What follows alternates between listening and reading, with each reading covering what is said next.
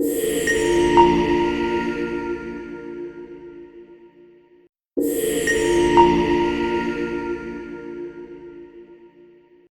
you, Mr. Chair.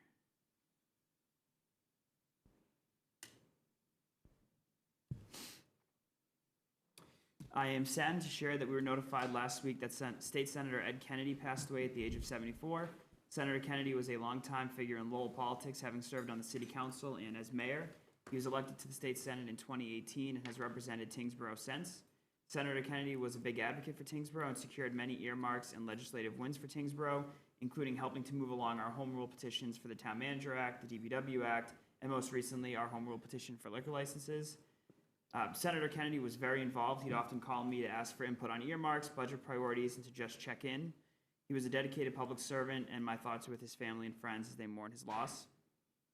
I'm happy to report that the global ratings firm S&P has reaffirmed Tyngsborough's AA+ bond rating, which is the highest rating that we can obtain given our current budget size and amount in reserves. This is Tyngsborough's 7th year with this rating and reflects a strong financial performance, management, and planning. Additionally, for our upcoming band sale, which this board will discuss later, they rated the transaction an SP1+, which is the highest transaction rating and signals positive results to potential buyers. That no doubt helped us generate the best interest rate. Thanks to that, our interest rate that you'll vote on later is 3.5%. The last time we did a bond sale, it was 5%, so certainly much better news this time. Last week, we welcomed Secretary Ed Augustus of the the Executive Office of Housing and Livable Communities to Tyngsborough for a meet and greet at the Tyngsborough Housing Authority. We had a great conversation about the need for greater investment in local housing authorities and the need for state funding to close the public transportation gap that exists, particularly along Middlesex Road, which is home to Brindley Terrace. Thank you to the Housing Authority and their new Executive Director, Linda, for hosting the meeting and for the invite. On the grant front, I'm happy to report that the Tyngsborough Police Department was awarded a municipal road safety grant from the Executive Office of Public Safety and Security in the amount of $18,196. These funds will be used by the police department on a variety of safety-focused projects, including increased traffic patrols during peak hours. These types of specific patrols focus on distracted driving, speeding, OUI, and other dangerous driving behavior, and allows us to put an additional officer on patrol specifically looking for these violations, whereas typically we'd rely on a sector car that's also responding to calls for service. The town was also awarded $60,000 from the Massachusetts Technology Park Corporation, otherwise known as Mass Tech Collaborative, as a part of our engagement with NIMCOG for their digital equity plan.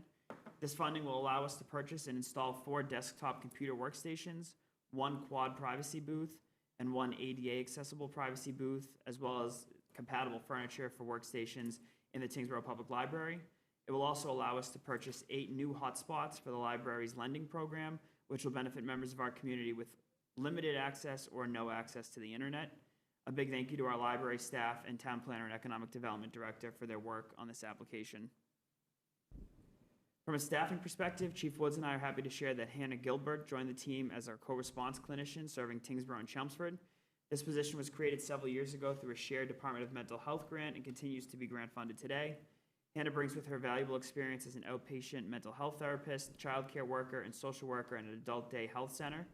This position serves as a critical role in delivering essential mental health services in times of crisis with first responders from our police and fire departments, and in the 7 years that we've been doing it, has been tremendously successful. It also allows us to follow up. Once a call is over, we've rectified the immediate emergency. Having a co-response clinician allows us to follow up with people to make sure that they don't end up in crisis again. Our DPW is looking to fill 2 part-time vacancies. We're looking for a part-time laborer in the cemetery division and a part-time custodian in our facilities division. Both jobs are posted at tyngsboroughma.gov, and interested applicants should contact our Human Resources Department for more information. On a project front, last week we awarded a contract to Sunshine Paving for our Roads Phase 2 project.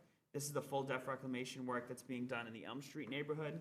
The contractor is expected to mobilize on Monday, and so we'll get some of the work done this fall before the season ends. But as is typical for this reclamation work, it won't be fully completed till the end of next spring. And then just a few events here. Bingo night is back at the Center for Active Living on Wednesday this week. Doors open at 5:30 and the game begins at 6:30. Also this week, the Council on Aging will host a Medicare planning event on Thursday, October 9th at 6 p.m. No registration is required and all are welcome to join. Tiger Pride, which is the new version of the Tyngsborough Athletics Booster Club, will host a charity flag football game on October 17th at Pierce Field to raise funds for Tyngsborough Public School athletics. At 6 p.m., you can watch members of the Tyngsborough Police and Fire Department face off against faculty from the Tyngsborough Public Schools. And again, 100% of the money they raise goes back into athletics. The Health Department will host a vaccine clinic here at Town Hall on Tuesday, October 21st from 11 to 2. Residents should pre-register by visiting tyngsboroughma.gov or calling the Health Department at 978-649-2300, extension 118. The Sustainability Committee, the Tyngsborough Public Library, and the Tyngsborough Dunstable Rotary will host a repair cafe on Saturday, October 25th from 11 a.m. to 2 p.m. at the Beehive at 2 Bridgeview Circle. Volunteers will help you repair your electronics, clothing, jewelry, bicycles, lamps, sewing machines, and more. Zero Waste Day will take place on November 1st from 9 a.m. to 12 p.m. That will be at the elementary school. A reminder that the Town Hall and the Tyngsborough Public Library will open late on November 19th, 2025 to accommodate our annual all-staff training. Town Hall will open at 11 a.m. and the library will open at 11:30. There are no schedule changes for the Center for Active Living. And then finally, this has been on here for a few weeks, but I'll keep reading it. The Tyngsborough Public Library is planning an oral history day on Saturday, February 21st, 2026 from 10 a.m. to 1 p.m. at the library to collect oral histories related to the Winslow School. They'll be releasing more details in the coming months, but save the date.